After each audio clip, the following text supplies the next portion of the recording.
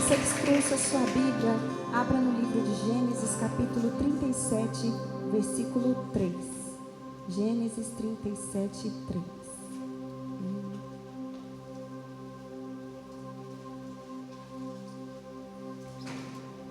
Gênesis 37, 3. Hoje nós estamos encerrando nossos 40 dias de oração e jejum. Quem está aí na oração, no jejum comigo, diga glória a Deus. Meia-noite você vai comer chocolate? O pessoal que está sem doce, né? Sem café. Está fazendo jejum convencional, né? Hoje nós estávamos em jejum lá em casa e daqui a pouco o Anderson falou, já está começando a dar uma fome. Aí Deus falando com a gente na palavra, jejua, né? É uma forma de você fortalecer o seu espírito para receber de Deus sobre a sua vida. A mudança é mais interna do que externa. Quando você jejua, Deus move dentro de você as promessas, a presença dele. Gênesis 37, 3. Você que não tem a Bíblia, acompanha conosco aqui na projeção. Boa noite, Roosevelt, Jéssica. Boa noite, o Marcos e a Bia estão lá na terra deles, na terra da Bia, no Ceará.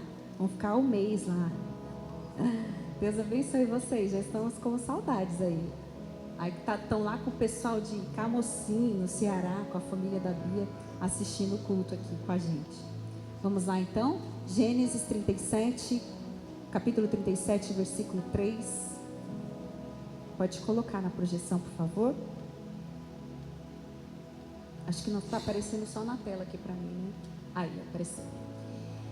Gênesis 37, 3 diz assim: Israel amava José mais do que a qualquer outro filho, porque lhe havia nascido na sua velhice. Por isso fez para ele uma túnica toda ornamentada. Quando seus irmãos viram que o pai o amava mais do que a qualquer outro filho, odiaram-no e não conseguiam falar com ele amigavelmente. Certa vez José teve um sonho, e quando contou aos seus irmãos, eles passaram a odiá-lo ainda mais. Coloca na sua Bíblia, no seu assento, feche os seus olhos só mais um instante. Senhor Deus e Pai, nessa noite, Senhor, nós estamos aqui para ouvir a Tua palavra, que é lâmpada para os nossos pés. A Tua palavra que é luz para o nosso caminho, a Tua palavra que é o alimento para a nossa alma, Deus. Nessa noite que eu diminua e que o Senhor cresça, que Teu Espírito Santo possa falar aos corações. E eu repreendo em nome de Jesus tudo aquilo que impede essa pessoa de receber, de compreender a Tua palavra, todo levante, toda opressão contra esse culto, contra as nossas vidas, em nome de Jesus. E que nesta noite os nossos ouvidos espirituais se abram, Pai, e a Tua palavra, que é a boa semente, possa frutificar nos corações aqui nesta noite, dando muitos e muitos frutos para o Teu reino. É o que nós te pedimos e agradecemos no nome de Jesus. Toda a igreja diga amém. Amém. Glória a Deus. Pode se sentar no seu lugar. Glória a Deus.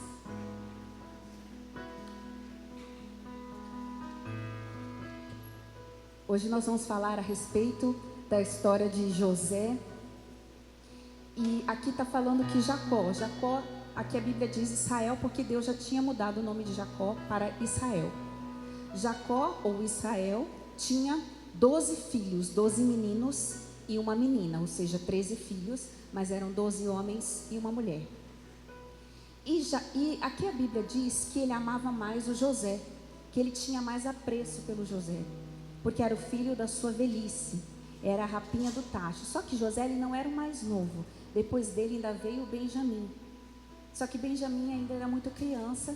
E aqui, nessa passagem especificamente, José já estava com 17 anos. E como ele era um filho muito leal ao pai, um filho que era parceiro do pai, que tinha bom relacionamento, que tinha afinidade com o pai, isso ficava muito latente para os outros irmãos, né? Às vezes, não sei se você tem irmãos, mas às vezes a gente percebe que o pai tem um xodózinho mais com um, a mãe com o outro. Ou às vezes na sua casa era todo mundo por igual. Na minha, por exemplo, era todo por igual. Nós somos em 3 meninas, as 3 apanhavam juntas, as 3 ganhavam presente juntas, as 3 tinham o mesmo tratamento. Mas às vezes você percebe essa diferença entre os filhos. Então, quantos irmãos de José? O que eles achavam disso? Porque José era o preferido da casa. E o que acontece com os irmãos de José? Isso causou uma inveja muito grande e sentimentos muito ruins em relação aos irmãos de José. Assim como se você tratar os seus filhos com diferenciação, assim como se seus filhos perceberem isso, com certeza vai causar algum estrago no emocional dele. Ou ele pode tender a ser uma pessoa que vai despertar uma inveja muito ruim, ou ele pode se tornar uma pessoa que se sinta incapaz, com um complexo de inferioridade muito grande. E isso trouxe algo muito ruim para a casa de Jacó, para os filhos de Jacó. Um sentimento muito forte de rejeição. Então José, os filhos já percebiam isso. E José, para completar, ele ganhou uma túnica do seu pai. E aí você pode pensar, mas uma túnica é qualquer coisa. Não, uma túnica era algo muito especial. E não era qualquer túnica. Eu até separei uma imagem, que assim depois se puder colocar pra gente, eu não sei se vocês conseguem ver. Mas assim, normalmente uma túnica, ela era curta. Os braços eram curtos, né? As mangas eram curtas e elas vinham até mais ou menos a canela. Não era uma túnica que vinha até os pés e nem tinha muita pano nos braços. Mas a túnica de José era diferente. Apaga a luz da frente que eu acho que dá para ver melhor, né? Então assim, geralmente uma túnica ela vinha mais ou menos até aqui e as mangas eram curtas. Mas Jacó, ele deu para o seu filho José uma túnica ornamentada e era uma túnica comprida, tanto nos braços quanto nos pés. Ela era muito comprida. Obrigada, Cassi. E o que isso significa? E além do que ela era ornamentada, não existe um consenso se ela era colorida ou não. Algumas Bíblias falam que elas são coloridas, mas a tradução do hebraico diz que ela não era colorida. Então, assim, independente se era colorida ou não, a questão não é nem se ela era colorida, mas que era uma túnica ornamentada, enfeitada, diferente, e era uma túnica que era usada por reis. Era só a realeza que usava esse tipo de túnica. Não era uma túnica normal para você usar em casa, né? Para você usar no dia a dia. A gente, por exemplo, quando você vai numa colação de grau, não tem uma roupa especial, né?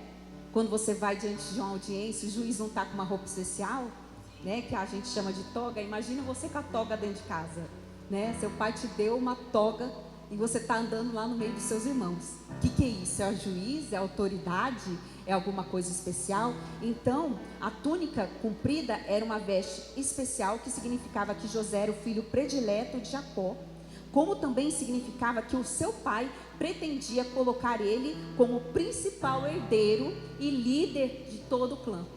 Ou seja, ele ia ser o líder da família. Aquela túnica representava que não era o mais velho primogênito, mas que seria José.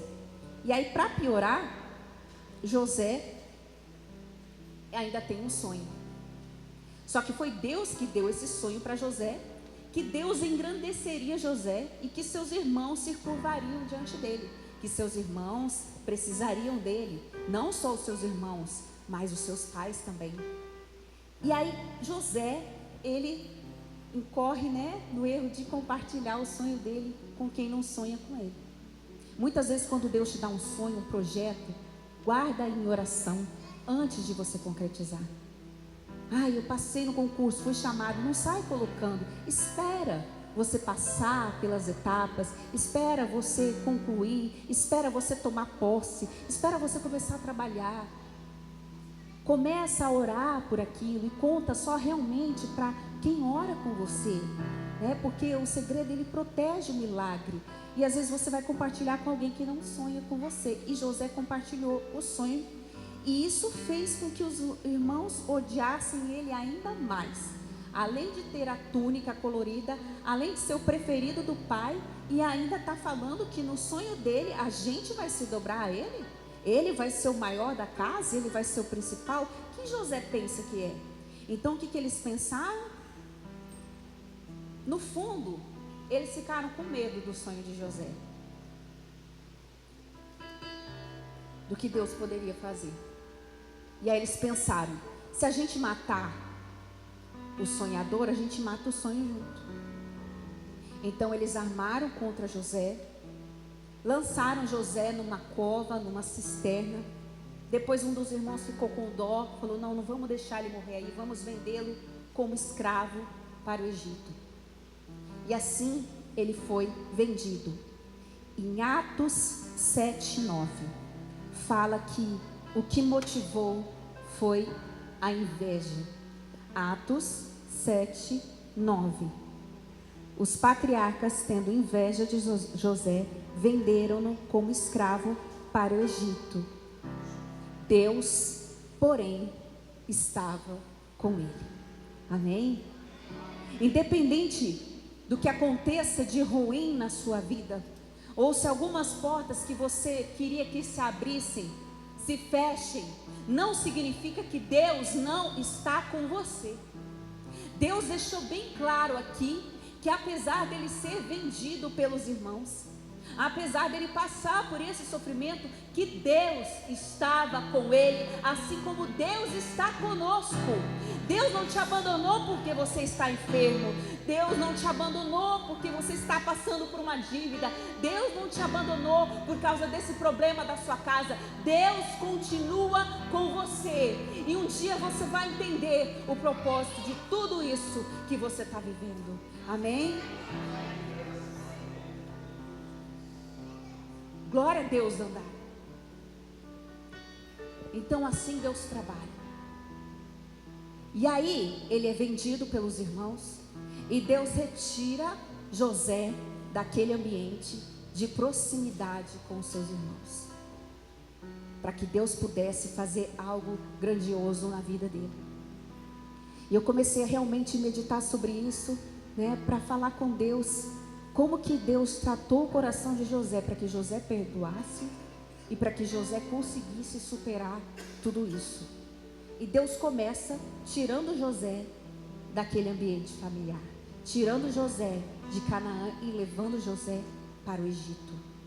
Assim como Deus vai te afastar de alguns ambientes para que você viva grandes milagres. Era isso que Deus estava fazendo. Te afastar do ambiente de inveja para que você possa crescer. Deus deu um sonho a José. Deus deu um sonho que ele engrandeceria José.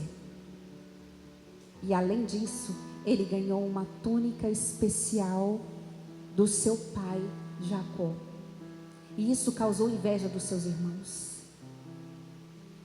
E como eu disse aqui, a maioria das túnicas eram curtas, mas a de José era comprida, usada pela realeza, somente por reis.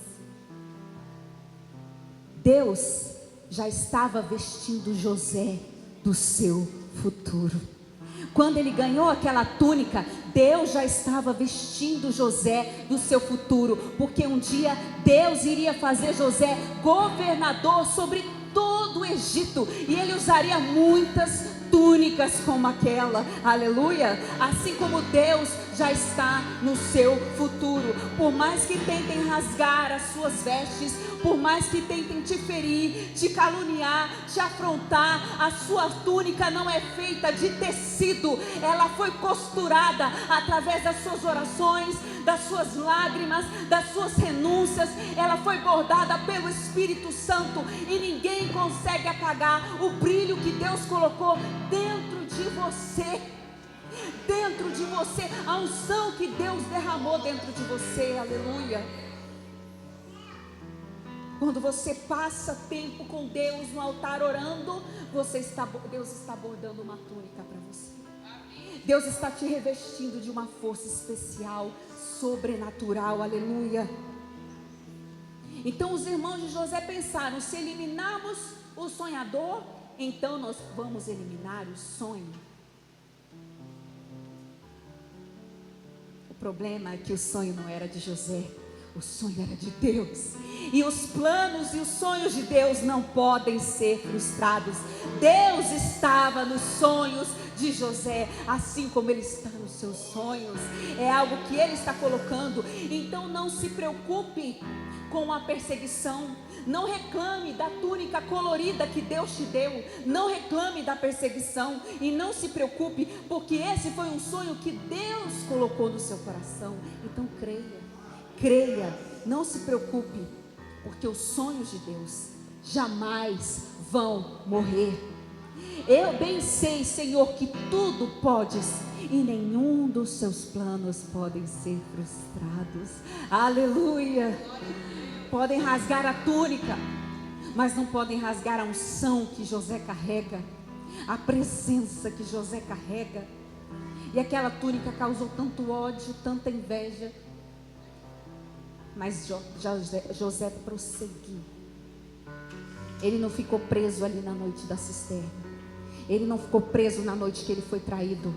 Para de ficar preso no que te machucou. Levanta a sua cabeça. Prossegue com Deus. Um dia você vai enxergar o propósito de tudo isso.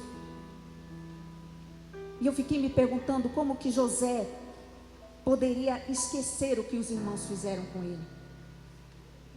Só para você fazer as contas, José ficou 22 anos sem ver o pai. Seu pai, seu querido pai. Porque ele tinha 17 anos quando ele saiu, 30 quando ele se apresentou ao faraó e teve o sonho. 7 anos de fome, 7 anos de fartura e 2 de fome foi quando ele reencontrou seu pai. Ou seja, ao total foram 22 anos. Como perdoar isso? Como perdoar ele ter sido privado? Como perdoar a maldade? Como perdoar tudo isso? E como esquecer tudo isso? Porque é um processo difícil. A gente esquecer o mal que fazem pra gente. A gente conseguir esquecer. E aí eu fiquei perguntando para Deus como é que Deus tratou o perdão na vida de José. E eu quero que você aprenda uma coisa nesta noite. Deus, Ele tirou José daquele ambiente para que ele pudesse viver grandes milagres. E eu quero que você aprenda hoje que Deus não te obriga a conviver com quem te adoece, se isso te fere. Deus, Ele cria distâncias necessárias para que Ele possa te curar, para que você possa tirar o foco daquela dor e enxergar qual é o propósito de tudo isso. Então, se levante da mesa que está te adoecendo. Saia desse lugar, desse laço que Deus já rasgou. E Deus, Ele vai te levar para um ambiente de cura. Deus precisa te retirar a distância necessária para que Ele possa te sarar. Deus retirou José da proximidade, daquele ambiente adoecedor, daquele ambiente de inveja, para que Ele pudesse tratar José. A Bíblia diz no texto base que não era mais possível conversar pacificamente com os irmãos. Depois que José teve o sonho, depois que ele ganhou a túnica, não era mais possível ter qualquer conversa amigável. O ambiente estava insustentável para José. E isso te adoece, porque não havia espaço para José crescer naquele ambiente cheio de inveja dos seus irmãos. Podemos, através de Deus, perdoar com o coração de Deus, mas esquecer. E Deus, Ele nos retira do ambiente que nos adoece e nos afasta dele, para que nós possamos viver grandes milagres. Então não é o tempo que cura tudo. O tempo não cura nada. É o amor de Deus que cura. É o amor de Deus, mas Deus usa o distanciamento do ambiente de dor para que Ele possa te sarar, e isso leva tempo. Isso leva tempo. Deus faz isso nas nossas vidas. E esquecer o passado, esquecer um passado doloroso é difícil, mas ela é uma grande chave para libertar a sua vida e para que você possa prosperar. José foi muito ferido pelos seus irmãos e por pessoas que passaram pela sua vida. Ele recebeu ingratidão, ele recebeu calúnias, ele sofreu. E quando ele tem os seus filhos, no primeiro ele coloca o nome de Manassés, que significa: Deus me fez esquecer de todo o meu sofrimento. E o segundo, ele coloca o nome de Efraim, que significa: Deus me fez prosperar na terra da minha aflição, na terra da minha vergonha. Tem coisas que você vai precisar esquecer para que Deus possa te prosperar. Talvez nós não estamos conseguindo prosperar, nem receber uma cura de uma doença, porque você não consegue esquecer uma ferida, não consegue esquecer aquilo que te fizeram e fica remoendo aquilo na sua vida. Manassés tem que nascer. Para Efraim nascer, para a prosperidade de Deus vir, primeiro Manassés tem que nascer. Deus te faz esquecer. E como que Ele te faz esquecer? Ele te tira, Ele cria um ambiente de distanciamento de você e um ambiente adoecedor, para que Ele possa te sarar, para que você tire o foco daquilo e possa entender o propósito de tudo que está acontecendo. É assim que Deus age. Saiba que nessa crise existe uma porta invisível que dá acesso a algo grandioso de Deus para a sua vida.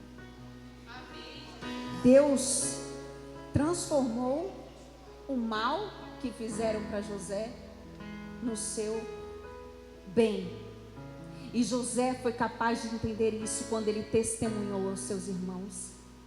E ele disse assim: não foram vocês que me mandaram para cá, foi Deus. Foi Deus que me fez ministro e governador sobre todo o Egito, para que vocês não morressem de fome. Deus, Ele enxergou. Então, aqueles irmãos puderam tentar destruir os sonhos de José. As pessoas podem te perseguir gratuitamente. Pessoas que você ajudou podem esquecer de você, mas a sua vitória está na agenda de Deus. Deus não esquece. Deus, Ele tem marcado. Então Deus reverterá todo o mal que o inimigo tramou contra você para o seu bem. E às vezes a gente não entende. Deus tira a gente para que Ele possa nos sarar. Sabe, igreja, eu sempre orei pela minha vida em todas as áreas. E teve um tempo da minha vida que eu comecei a orar muito para que Deus pudesse me prosperar no trabalho. Nesse trabalho que eu estava. E aí, de repente, eu tive uma oportunidade lá dentro. Uma oportunidade de ser promovida. Na verdade, eu ia substituir uma pessoa. E aí eu ia ter a oportunidade de mostrar o meu trabalho. Isso era a minha grande chance. E todos os dias eu orava para Deus e falava: Deus, me capacita, me fortalece, me ensina, me ajuda, porque eu não sei. A pessoa que eu fui substituir, ela simplesmente desligou o celular, falou: olha, não vou te falar nada, não vou te ajudar. E eu tive que me virar e falava: Deus, me ajuda, Deus, me dá força, Deus, me capacita. E aí foi uma coisa tão abençoada que as pessoas que estavam ali gostaram tanto do trabalho que se reuniram para falar com o dono da empresa e dizer assim: ó, nós queremos que a Karen venha para esse setor, porque ela foi uma bênção aqui.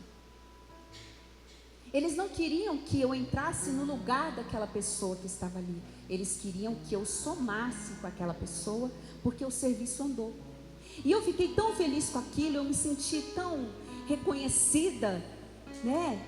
Deus, que bênção, agora é minha oportunidade, agora é o que Deus vai fazer na minha vida, glória a Deus. E aí, eu lembro que eu viajei de férias, e aí a minha amiga falou assim, pois é, Karen, fizeram essa reunião, só que a pessoa que você substituiu, a pessoa que você ajudou, a pessoa que te abraça e te chama de amiga e te beija, disse assim na reunião, eu não quero ela aqui. E se ela vier para cá, eu saio, eu não preciso de ninguém aqui. A minha prosperidade não ia afetar a vida dela em nada, não ia mudar o salário dela em nada. Simplesmente ela ia ter alguém para ela poder sair de férias, poder ter um filho, poder usufruir sem ter que ficar sobrecarregada. A minha presença ajudaria ela, mas ela não enxergou dessa forma. E ela simplesmente disse, eu não quero.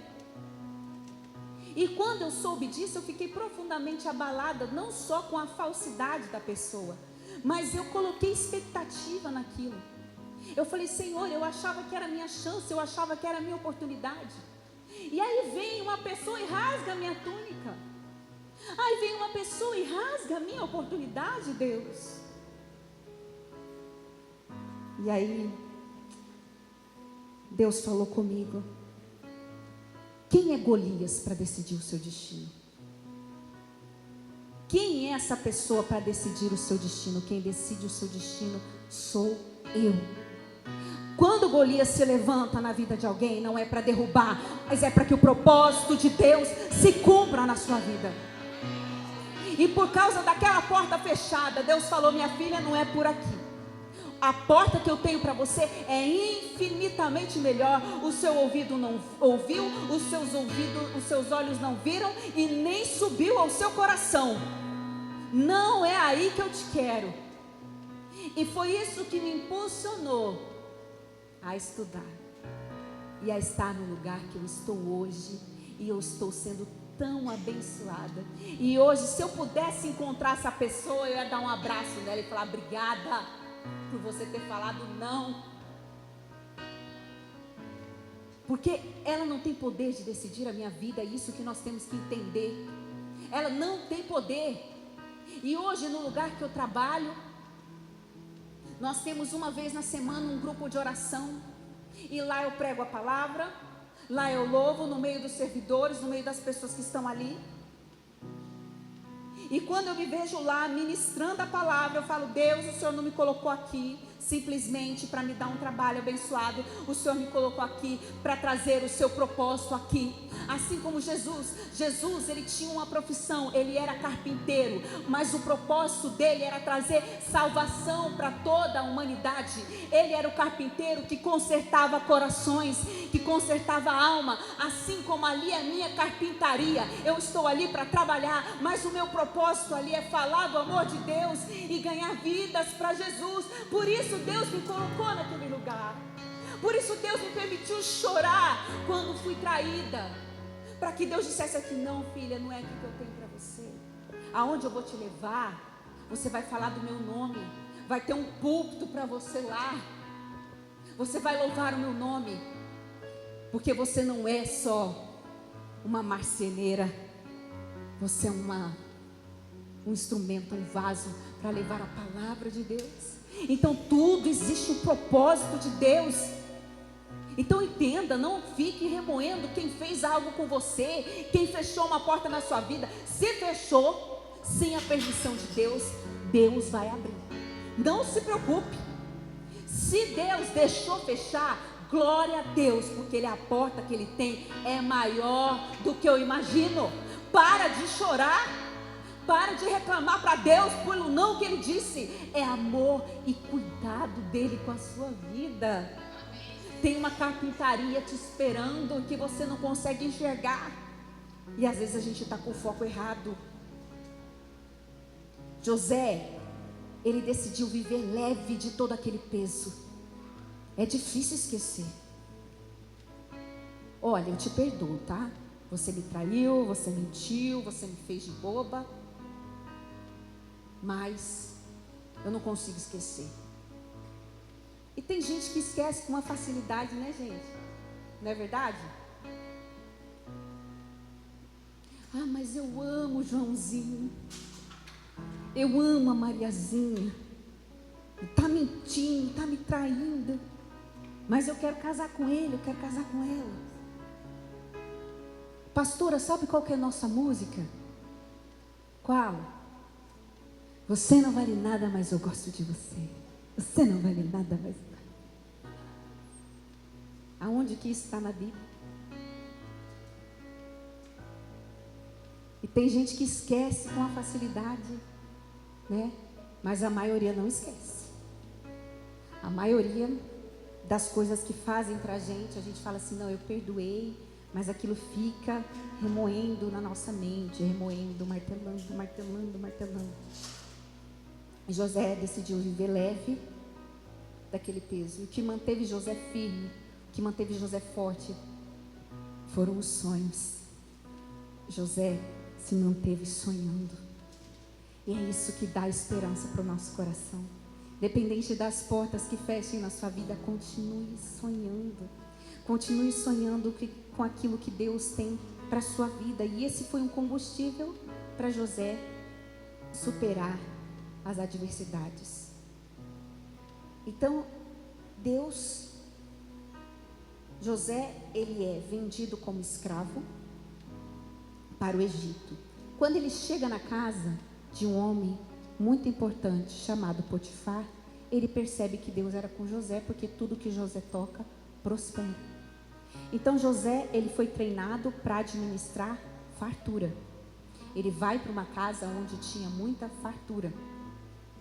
E isso a gente precisa ter sabedoria de Deus. Se Deus está te dando muito, está te prosperando, Ele tem que te ensinar a administrar, para você não perder, para você não desperdiçar, para você ter sabedoria. Então Deus ensinou José a administrar a fartura. Quando ele chega na casa de Potifar, como José era belo, como José ele tinha unção, a mulher de Potifar se interessa por José. E José, como ele era um homem de Deus, ele foge da tentação. Ele não encara, ele não brinca com o pecado, ele foge. E é isso que você tem que fazer. Ele foge. Só que, como ele foge, ela inventa, ela faz uma calúnia contra José, dizendo que José tinha abusado dela. E José vai parar na prisão. Lá na prisão, injustamente, José começa a aprender a administrar a escassez. Ali naquela prisão, naquele lugar hostil, naquele lugar de pessoas amarguradas, naquele lugar de pessoas sofridas, Deus ensina José a administrar a escassez. E a palavra de Deus diz que José prosperou grandemente a prisão e ele foi colocado como líder dentro da prisão. Olha como que Deus trabalha. E aí quando ele se torna líder ali dentro da prisão, um dia o copeiro e o padeiro do rei são expulsos do palácio porque fizeram mal para o rei. E eles vão parar na prisão. E lá está José. E o copeiro teve um sonho e o padeiro também. E Deus deu um dom para José. Não só de sonhar, mas de interpretar sonhos. E aí o padeiro conta o sonho, o copeiro conta o sonho. Quando o copeiro conta o sonho, o padeiro conta o sonho, José diz assim: Deus vai te erguer. Fala para o copeiro. O padeiro, porém, vai cair. E aí, Deus vai te erguer e fala para ele assim: olha, quando você estiver lá no palácio, lembra de mim, lembra que eu te ajudei, lembra que eu fui bom com você, lembra de mim. E aí, tá bom. Aí o copeiro, acontece exatamente como José interpretou o sonho. O copeiro é exaltado e o padeiro não, o padeiro perde a sua vida. Quando o copeiro chega lá, ele não lembra de José. Ele se esquece completamente de José. Então não fique se preocupando com a ingratidão das pessoas. Eu fiz e não se lembrou, eu fiz e não reconheceu, eu fiz e não agradeceu. Ei, você fez para Deus. Se você orou, foi para Deus. Se você foi instrumento para abençoar alguém, é para Deus que você está fazendo. E Deus, Ele não deve nada para ninguém. Se Deus não permitiu que ele lembrasse, é porque não era a hora. E porque a bênção de Deus não está nas mãos de um copeiro. Você não vai dar glória para homens, a glória é de Deus. O seu galardão é de Deus. Então pode se esquecer de você, mas está na agenda do Senhor e Ele não se esquece, porque Ele é fiel. Então não fica lá chorando. Esqueceram de mim, pastora. Botaram todo o nome da lista e eu. De novo eu. Todo mundo lá no trabalho foi abençoado, menos eu. Tinha 11 presentes e 12 pessoas. Pastora, eu fui a que ficou sem. Deus está trabalhando no seu coração. Porque o que Deus tem para você é diferente. É diferente. Sabe por quê? Porque se ele se lembrasse de José naquele momento, José ia ser assistente de copeiro. E Deus não tinha assistência de copeiro para José. Deus não queria que José fosse assistente de copa. José era para ser governador de todo o Egito. Então para de chorar pela assistência da copa, meu irmão. E começa a olhar o que Deus tem para você. Ele não se lembra, passam-se 2 anos, até que Faraó tem um sonho e não consegue interpretar. Quem vai interpretar o sonho? Aí o copeiro diz, eu conheço alguém. E Deus fez ele se lembrar. Porque Deus, Ele nunca se esquece da gente. Quem tem que lembrar é porque não esqueceu. Deus não tem que lembrar de você porque Ele nunca se esquece. E aí, Deus fez ele lembrar. Eu conheço alguém, José. Aí, a interpretação de José qual foi? A terra vai passar por 7 anos de fartura e 7 anos de fome. Quem tem experiência em cuidar de 7 anos de fartura? Eu não estou falando de uma cidade, de um país. Eu estou falando nível mundo. Fome no mundo. Fartura no mundo. Quem é que tem experiência? Você acha que um menininho de 17 anos, filhinho de papai, mimadinho, Nutelinha, que foi virar raiz no deserto, e com 30 anos, que já passou com tudo que ele passou, quem é que tem experiência para administrar 7 anos de fartura? Quem é que foi próspero na casa de Potifar? José. E aí vão vir 7 anos de fome. Quem é que tem experiência em administrar escassez? Quem é que prosperou uma prisão? José. Então tudo que José passou foi para que ele pudesse ser colocado aonde ele seria colocado. Faraó disse assim: quem é esse homem que vai ter essa sabedoria? Quem é esse homem que vai saber administrar a fartura? Quem é esse homem que vai...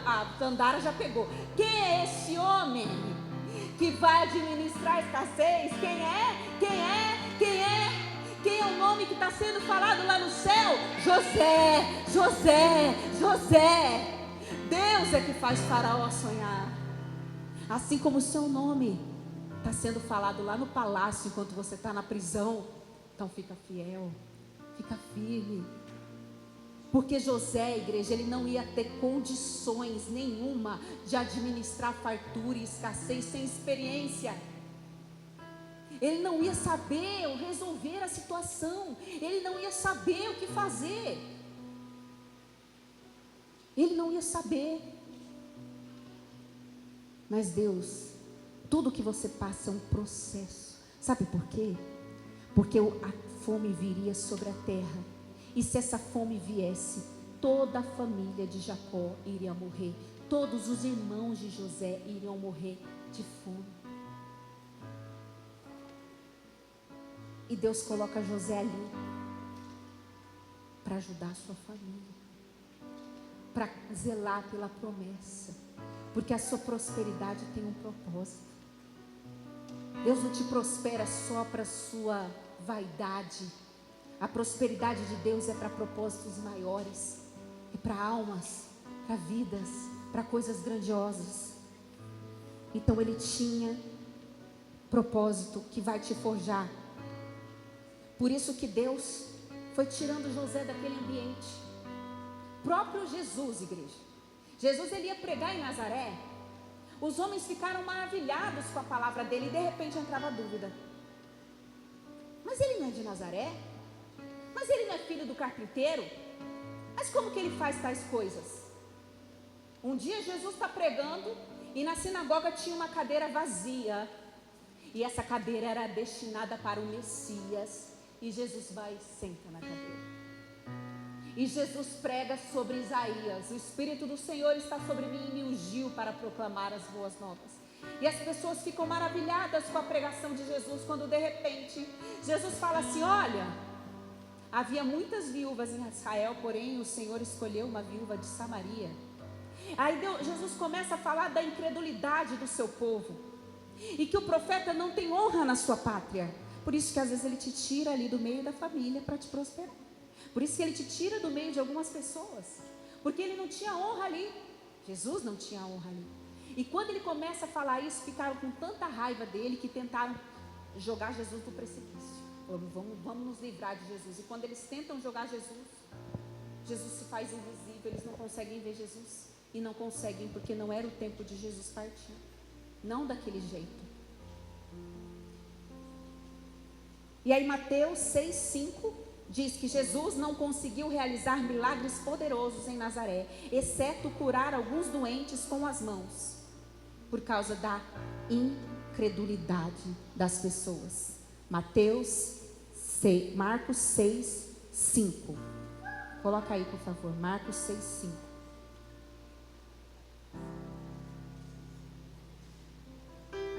Marcos, isso. Ele não pôde fazer ali nenhum milagre. E aí você fala: por que Deus não opera na minha vida? Porque muitas vezes a gente duvida, a gente blasfema, a gente questiona, a gente murmura. E aí Deus leva Jesus para outro lugar. Tira Jesus do ambiente de incredulidade. A sua vida não pode ser um ambiente de incredulidade. A sua vida tem que ser um ambiente de milagres, para que Deus possa cumprir as suas promessas. Para Jesus não olhar para você no grande dia e falar: eu não pude realizar muitos milagres na sua vida, porque você era incrédulo, porque você duvidava, porque você sempre questionava os meus planos. Não seja Nazaré. Seja aquele que recebe a palavra e frutifica, e guarda a promessa. José tinha tudo para ser um homem magoado, um homem frustrado, um homem ferido. Só que se você viver carregando passado e raiva e dor, você não vai ser próspero, meu irmão. Não vai. Deus te tirou desse ambiente, então esquece esse ambiente. Comece a pensar no que Deus tem daqui para frente na sua vida. Esquece o que passou. Porque muitas vezes a gente não consegue se livrar daquela imagem, sabe? Daquilo que a gente sofreu.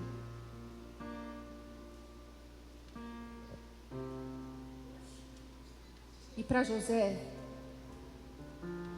ali quando ele tem a oportunidade de rever os seus irmãos, Jacó, ele achava que seu filho estava morto há 22 anos. E Jacó, ele tinha uma prova da morte do seu filho.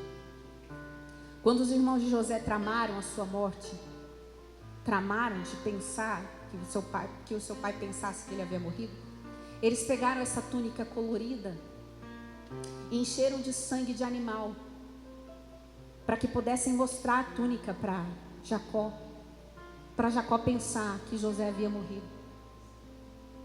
Jacó, ele tinha uma prova do fim do seu sonho. Jacó, ele tinha uma prova da morte de José.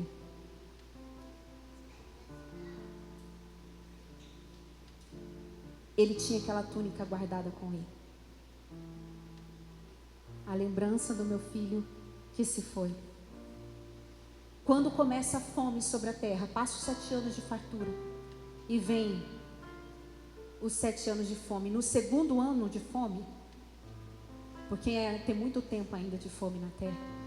No segundo ano, a comida começa a acabar. E Jacó, a família de Jacó se desespera. E Jacó, ele tinha 70 pessoas para sustentar na sua família. E a comida começa a acabar. Então os irmãos de José sabem que lá no Egito tem comida.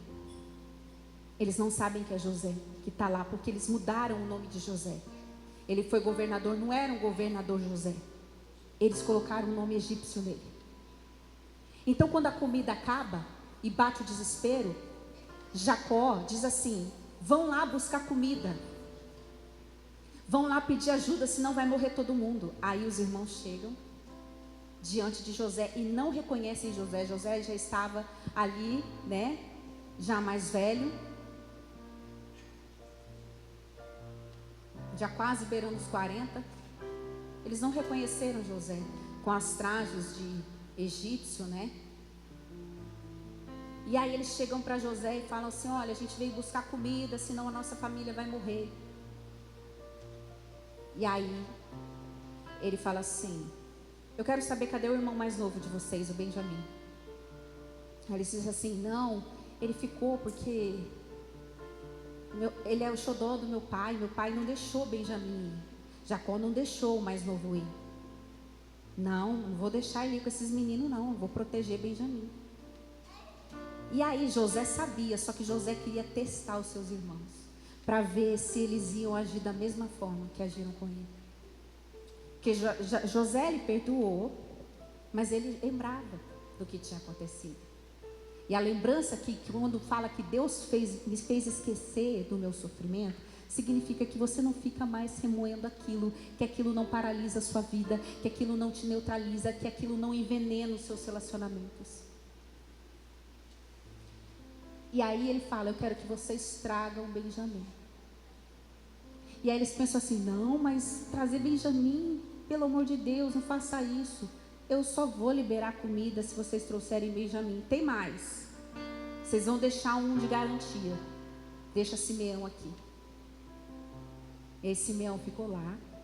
Eles chegam para Jacó e falam: pai, eles querem que leve Benjamim.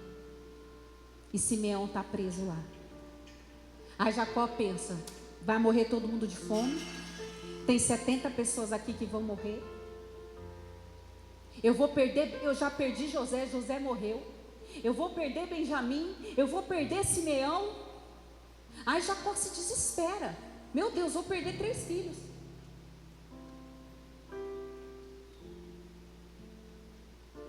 E agora eu vou perder todo mundo. Esse era o cenário que Jacó via. Essa era a sua verdade. E isso era o que as circunstâncias diziam para Jacó. Mas como a realidade era diferente. A realidade era totalmente diferente. Deus estava preparando algo para Jacó. Deus estava preparando sustento para a família de Jacó. Jacó nem imaginava o que Deus estava fazendo. Assim como você está diante dessa situação difícil e nem imagina o que Deus está trabalhando. Quando eu fui ali com aquela porta fechada, eu nem imaginava o que Deus estava fazendo. Quando ele pensa que acabou. Ele deixa eles levarem Benjamim com o coração partido. Pensa assim: comida acabou, vamos morrer, 70 pessoas, vou perder Benjamim. E José, fazendo um teste com os irmãos, começa a tratar Benjamim diferente dos outros, para ver se eles iam ter inveja. José queria saber como estava o coração dos seus irmãos, se eles estavam verdadeiramente arrependidos. E aí quando José, ele chora, ele se revela, eles se perdoam, eles vão atrás de Jacó, para buscar Jacó. E aí Jacó está diante dessa realidade, diante da túnica manchada de sangue, achando que tudo tinha se acabado. Quando ele pensa que acabou, de repente ele vê os carros dos egípcios chegando. E fica sem entender. E aí ele avista Simeão, ele avista Benjamim, está todo mundo bem, está vindo todo mundo. E de repente ele tem a notícia que José estava vivo. Aleluia. Depois de 22 anos, achando que o seu filho estava morto. Gênesis 45, 25. Gênesis 45, 25. Assim partiram do Egito e voltaram a Jacó, seu pai, na terra de Canaã, e lhe deram a notícia: José está vivo. Pode passar isso. José ainda está vivo. Na verdade, ele é governador de todo o Egito. O coração de Jacó quase parou. Quase Jacó infarta. 22 anos achando que o filho está morto. Pensa você, alguém te falar que essa pessoa que morreu na sua família há tantos anos, não, na verdade não tinha morrido, está viva. Pensa como ficou o coração de Jacó. Não podia acreditar neles. Próximo. Quando lhe relataram tudo o que José lhe dissera, e vendo Jacó, seu pai, as carruagens que José enviara para buscá-lo, o seu espírito reviveu. Jacó, ele tinha na sua mão a túnica de sangue, que era a prova cabal de que José estava morto. E junto com José, todos os seus sonhos estavam mortos. Muitas vezes você tem se entristecido, achando que tudo está contra você. Achando que tudo está contra você, quando na verdade Deus reverterá todo o mal que te causaram em seu favor. Aleluia. Todas as portas que se fecharam em seu favor. Só que você precisa se desapegar do cenário do fim para viver o recomeço de Deus. A nova história que Deus escreveu para você. Você precisa desapegar do cenário do fim. A minha verdade pode estar escrita numa sentença de um juiz, num diagnóstico, numa circunstância que aconteceu com seus filhos. Numa circunstância, você pode ter uma prova cabal da falência. Você pode ter uma prova da doença. Você pode ter um papel assinado aí já dizendo: acabou. Acabou para você. Jacó, ele tinha um cenário devastador. Ele achava que o seu filho havia morrido. Ele achava que José havia morrido porque os seus filhos entregaram a túnica, a roupa de José cheia de sangue.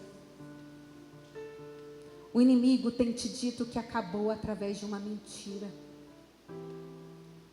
Quando Jacó vê as carruagens chegando, o coração dele quase parou.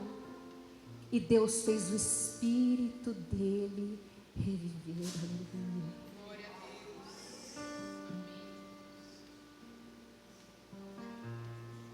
Deus. Ei, Jacó, José está vivo. Há 22 anos você está acreditando numa túnica suja, mas José está vivo, Jacó. E ele não só está vivo, como ele é governador de todo o Egito. Em breve você terá a melhor notícia da sua vida, em nome de Jesus. Em nome de Jesus, aleluia.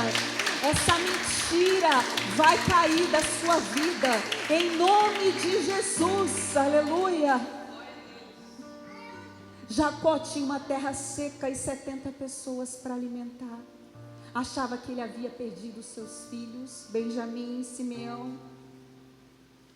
Mas não. O propósito de Deus era salvar toda a descendência de Jacó da fome. Todos os seus 70 familiares vão para a melhor terra do Egito. Vai ter comida para todo mundo. José vai abrigar todo mundo. Vai dar terra para todo mundo. José vai cuidar de todo mundo. E para que Jacó pudesse reviver esse sonho na sua vida, ele teve que tomar uma decisão. Sair de casa, já avançado em idade. no meio da seca, do deserto, sair da sua zona de conforto, ir até Berseba, oferecer sacrifícios ao Senhor para reencontrar o seu filho. Ele precisou largar a túnica de sangue e subir na carruagem para ir ao Egito. Então, jogue essa túnica fora da sua vida. Jogue essa dor que te causaram fora da sua vida. Para de remoer esse passado, o que não deu certo. Desapegue do cenário do fim, para que você possa viver o recomeço de Deus. Desapega, essa túnica não existe. José está vivo, não é verdade. Suba na carruagem e vá ao encontro do seu destino. Caminhe, porque Deus tem uma nova história escrita para você. Aleluia. Jacó, ele achou que ele ia morrer ali, mas ele vive, ele morre farto de dias, ele ainda tem muitos anos para viver com José. 17 anos. Ele ainda ia usufruir da presença do seu filho. Então você tem que largar essa túnica de uma vez da sua vida. Para de ficar olhando para ela. Para de ficar olhando para o que não deu certo. Isso é uma mentira do inimigo. Quando nós vimos esse prédio aqui, nós chegamos aqui, Deus falou, é aqui. Eu e o Anderson, nós descemos na calçada e começamos a profetizar, é aqui, é aqui. O Senhor está falando que é aqui. Então vamos descer e vamos profetizar e vamos tomar posse do que é nosso em nome de Jesus. Quando deu menos de uma semana, foi alugado para outras pessoas. Passou mais de um ano, 2 anos, quase 3. Parecia que tinha morrido. Como nós já fomos em lugares orar em hospital, e o médico fala, olha, esse paciente aí não tem jeito, vocês não precisam nem orar, porque dessa noite ele não passa. Tem uma prova cabal aqui, olha o exame dele, está desenganado. Você tem uma túnica, você tem uma prova. Só que quem é o dono da vida? Quem é aquele que ressuscitou ao 3º dia? E um dia eu disse para a moça, olha, o inimigo pode até ter falado isso, mas eu creio que Deus vai fazer um milagre na vida do seu pai, porque ao 3º dia a pedra do sepulcro rolou e Jesus está vivo. E hoje ele está aí contando testemunho, contando.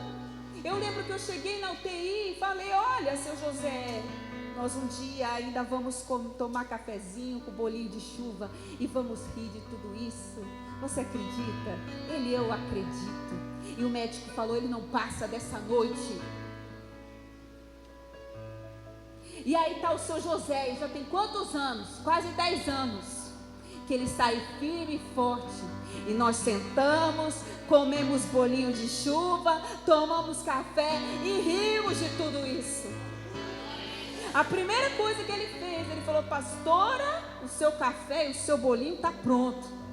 Estou chegando. Estou chegando. E hoje eu estou aqui, nesse prédio, que um dia falaram, não é de vocês. Já tem prova, já está alugado, mas Deus falou que é. Então na hora certa, Ele nos colocou aqui.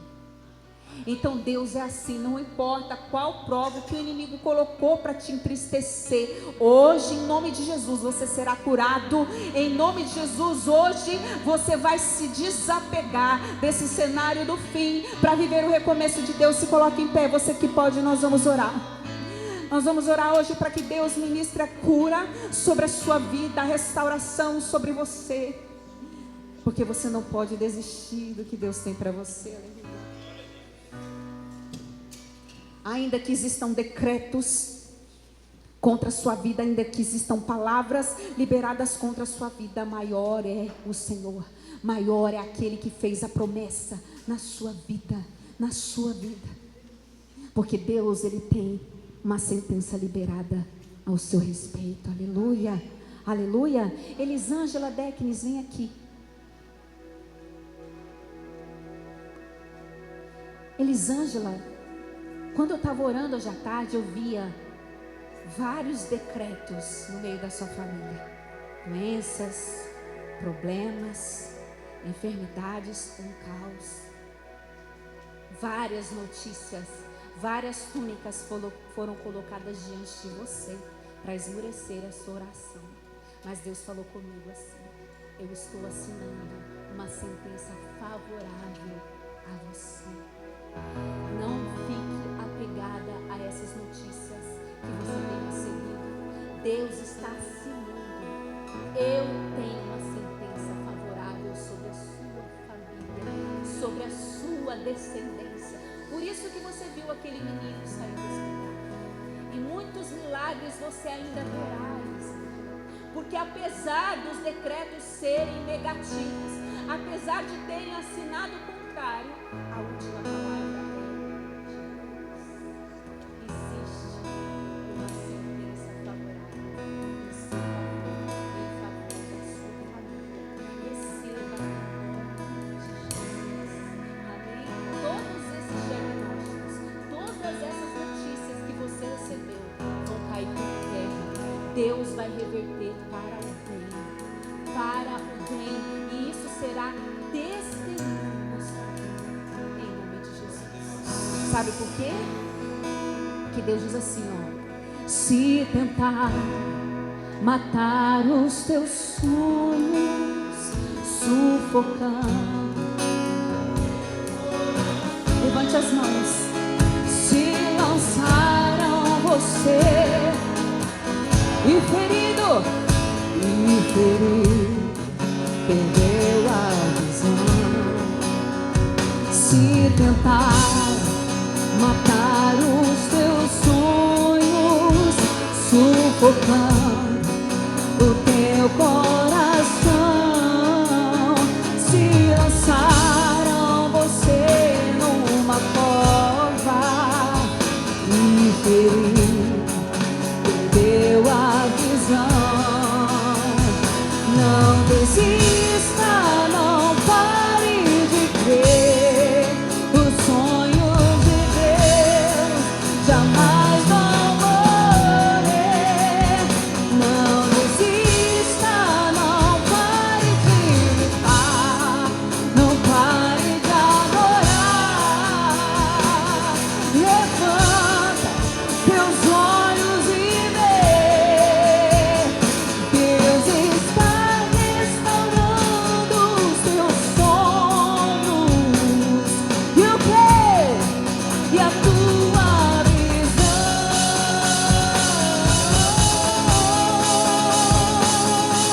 Recebe, recebe a cura. Recebe a unção. Unção de ousadia, unção de conquista, unção de multiplicação. Recebe, recebe a cura. Recebe, recebe a unção. Unção de ousadia, unção de conquista, unção de multiplicação. Levanta suas mãos pro alto, toda a igreja. Hoje Deus está derramando uma cura sobre você. Talvez essa túnica aí é sua família. Aconteceu uma tragédia na sua casa e o inimigo está dizendo que essa tragédia vai continuar, mas Deus vai cessar isso na sua família, na sua casa, na sua vida. Jacó estava ali com uma túnica, com uma prova cabal.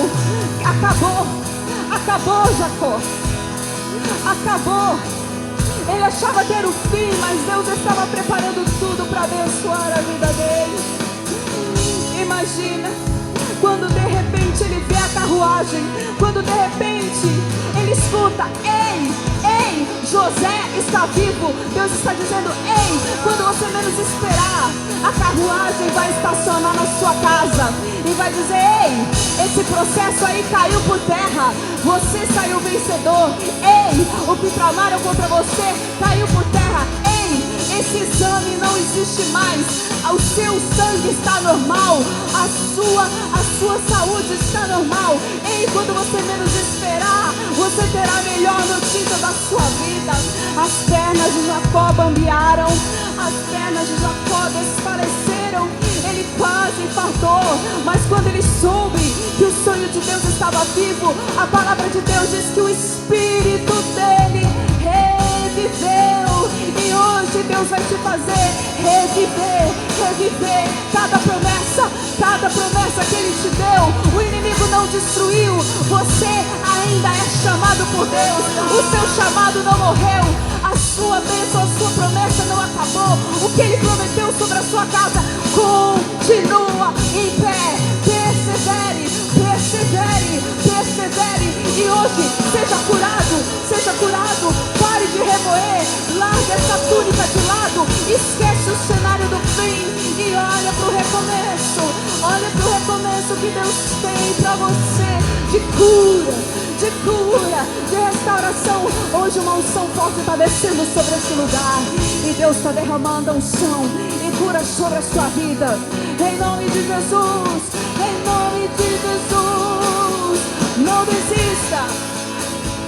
Não desista, não pare de crer.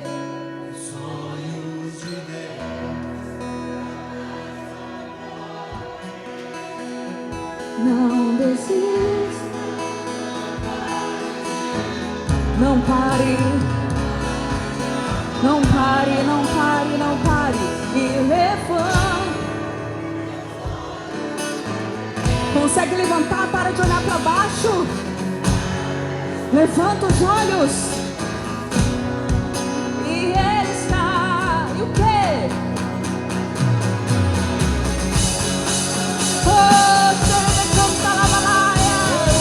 Espírito, diga, recebe a cura.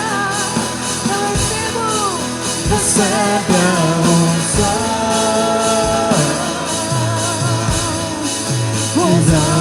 Ousadia, unção de conquista, Unção de multiplicação. Recebe a cura. Recebe a unção. Espírito de Deus, Unção de ouro. sopra sobre esse lugar. Unção de Sopra conquista. sobre esse lugar. Unção de multiplicação. Não desista, não pare de crer. Os sonhos de Deus jamais vão morrer. Não desista, não pare de lutar. Não pare. Levanta teus olhos. Ei, José, vai encontrar seu pai. Ei, Jacó, vai encontrar o seu José. Ei, Jacó, vai encontrar o seu José, ele não morreu. Vai encontrar seu sonho, ele não morreu. Deus está te restaurando nesta noite. Não desista, mais uma vez diga. Não desista, não pare de crer. Os sonhos de Deus jamais vão morrer. Não desista. Não pare de adorar. Levanta os olhos e vê Deus que está.